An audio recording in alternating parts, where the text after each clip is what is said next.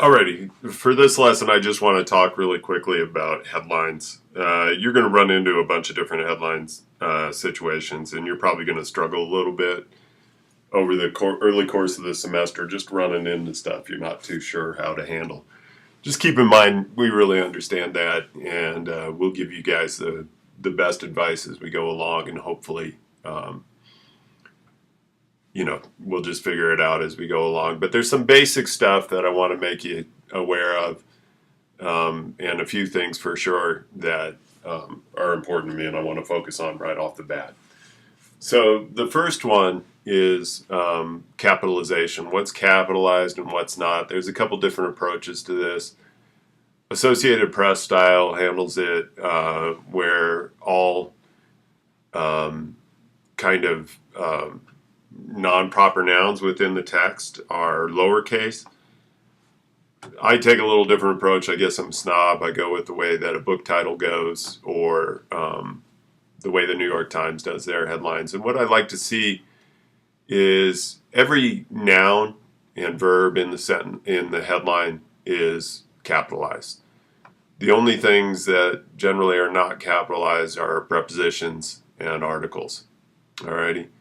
So you'll see NAU petition to become a sanctuary school, and there's a slight problem with that, but we'll go ahead and get that fixed. All right.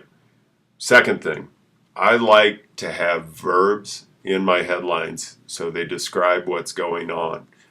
So the headline, again, is the first thing most people will see when they come along this content, so we need to be really clear with them about what's going on in that story. So you'll see a couple examples here of stuff that doesn't have verbs. So like this, snow day in Flagstaff. What's that mean? I have no idea, right? So if I see that maybe the next day, I kind of know.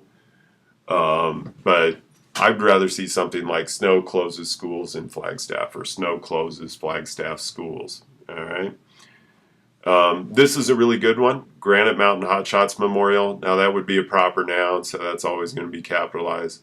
Opens tomorrow. We use present tense in our headlines. So you're going to go with this. Even though they tipped off yesterday, you're going to use a present tense verb. This is a good one. Coconino girls basketball tips off. So we know what's going on is that we're going to have a story about that event. Here's our regular features. You're going to see a lot of this type of stuff. So you're going to see Flagstaff weather, November 28, 2016. You're going to see some regular features like Flagstaff update. That's a city council update that you'll see with a woman named Meg Roederer.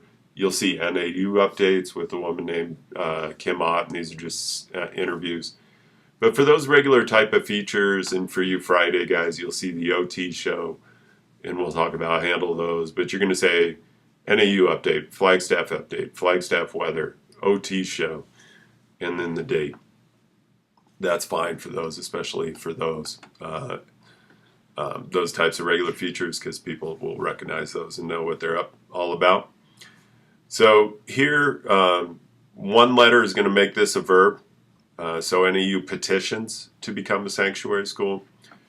Now you've turned this from just a description into a verb, and that one's all set. Here's that NAU updates. This is a great headline here. County explains snowplow procedures. Awesome. That was popular. Got a lot of views. And here, again, probably not perfect. I'd rather have an idea. Like, it gets it done, but I'd rather have an idea what she's talking about. So I would watch that video and say, Catherine Vernuth, or Paralympian, talks about whatever it is she's talking about. So